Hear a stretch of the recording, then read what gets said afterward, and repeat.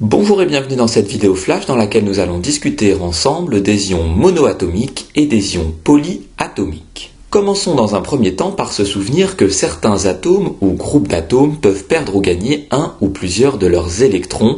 Ils vont alors devenir ce qu'on appelle des ions.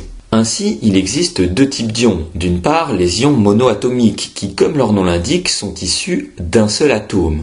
On peut par exemple citer l'ion magnésium de formule Mg2+, qui est issu de l'atome de magnésium. Pour savoir de quel atome est issu un ion monoatomique, il suffit en fait de cacher sa charge électrique et de trouver dans la classification périodique l'atome qui correspond au symbole obtenu. On peut également citer comme ion monoatomique l'ion fluorure de formule F-, qui est issu de l'atome de fluor, ou encore l'ion potassium, issu de l'atome de potassium, ou l'ion chlorure, issu de l'atome de chlore.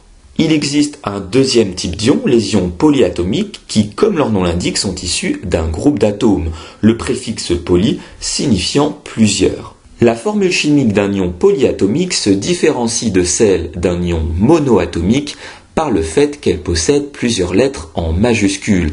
En effet, on l'a dit, un ion polyatomique est issu d'un groupe d'atomes.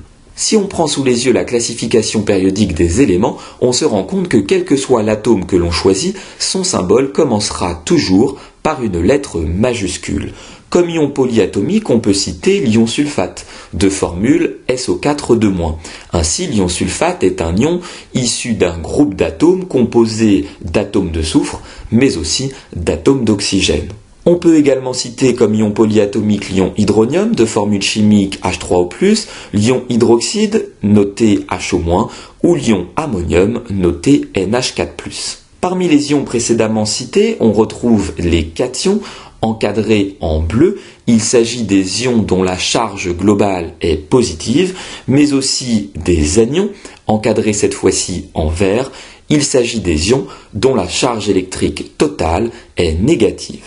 Cette vidéo flash est maintenant terminée, j'espère qu'elle a été claire. N'hésitez pas à vous abonner à ma chaîne YouTube et je vous dis à très bientôt pour de nouvelles vidéos.